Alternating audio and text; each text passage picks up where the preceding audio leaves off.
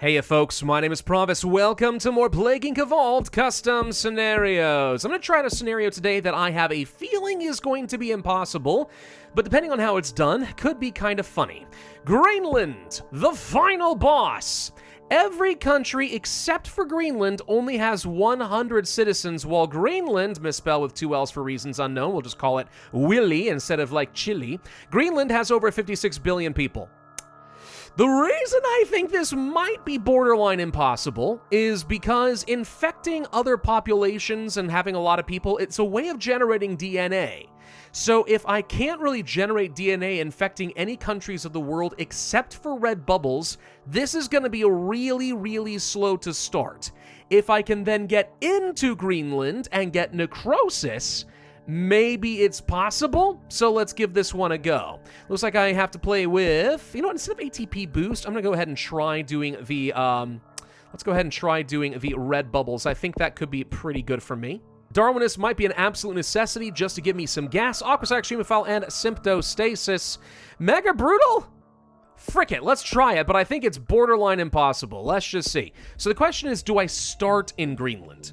Because if I start in Greenland, then maybe I'm okay. I'm not going to get any benefit from all the red bubbles, but I'll have a huge surplus of people to infect, and of course it's wealthy and urban for some reason. So let's just see what happens if I start with a normal game in Saudi Arabia, but I'm willing to bet that that's not going to be a winning combo for me. I'll pick up things like the rash, some pretty normal start-offs, just because I want to see what's going to happen. Wait, that was weird. Okay, something else just triggered. I'm glad that I do in fact have things like the red bubbles. So wait, it doesn't matter where I start, will I automatically get this? Because if so, then this is just objectively better than playing with the ATP boost because I'm going to get so much more DNA from clicking all of the buttons. Maybe. Let's see what else we can get here. So let's see, it's urban and it's wealthy, right? That means we want to go for things like rodents. I definitely want to go for some drug resistance before we infect too many people. On the plus side, because all of the world's population has only 100 citizens, the genetic drift is going to be completely negligible for us. So maybe actually not starting in Greenland is the key here, because I'm not accidentally going to infect too many people, and therefore this becomes easy. Possibly. Let's go over the cysts and the hypersensitivity. I want to see what's going to end up happening with all of that. Anything that boosts me up in urban, cold, and in wealthy countries is good. So the Caribbean, Madagascar, New Guinea, and New Zealand is all that is left. Islands, I think we'll be able to get into those as is. Do we want to pick up necrosis? I don't see a reason not to. The reason being, if we're already in all of the countries, then I'm not really at risk of being shut down, which means lethality is just going to keep boosting up infectivity anyway, so who cares? I will go for paralysis and coma because I guess one thing I am concerned about is I have no idea what's going to happen when we have 56 billion people in a single country. You'd like to think we're still going to hit an exponential curve, and it doesn't really matter that there's 56 billion people. I'll just basically get like 400 DNA for free.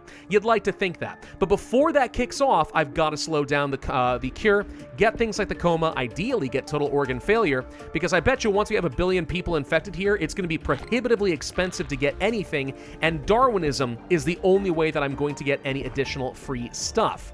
The whole world has, at this point, been infected. We're now waiting for them all to die. We are slowly building up here. It says it's killing very fast. Yeah, it is. But is it killing that fast? I don't know. Look at that. We're actually starting to have some problems here with the cure. Okay, hang on. This is a bit of a puzzle here. Maybe we are going to have to do something where I focus more on slowing down the cure, but we have a very limited time window to do that? Could be. I mean, it's not that expensive yet getting things like total organ failure. Insomnia developing for free is like nice and all. We could go for that total organ failure. I'll try to kill faster and see if we can't start spawning out extra DNA. Okay, hang on. Now we're starting to get a lot of DNA, and this should only be getting faster and faster, right?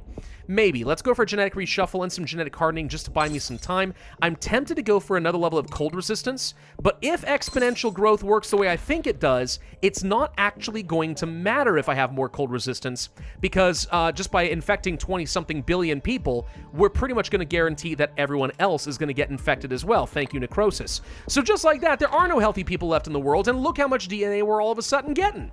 Turns out it doesn't matter. Let's go for the inflammation. Let's go for the seizures. Let's go for the insanity. I still think that's going to be good for us.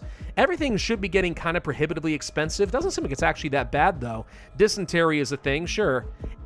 All right, let's just go ahead and grab some genetic reshuffles. I think we've actually already won this. Huh.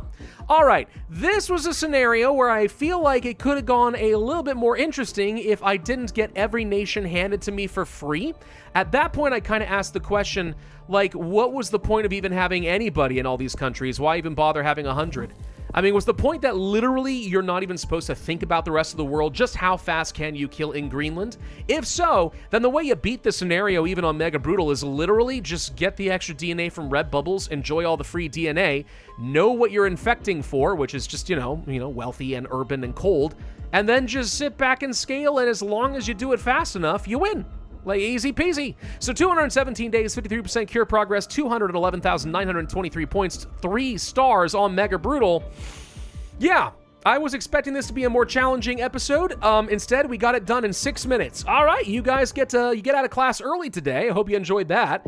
Yeah, it's a funny idea. Funny idea. Not challenging at all once you pick up a couple of different traits, but it's funny, so I'm going to give it a thumbs up for sure. Thank you all for watching. Hope you enjoyed. If so, I would ask you to hit that like button, leave a comment, subscribe, and the notify bell. I'm going to get no ad revenue today, so that's going to make me sad, but whatever. It's fine. I'll see you guys next time.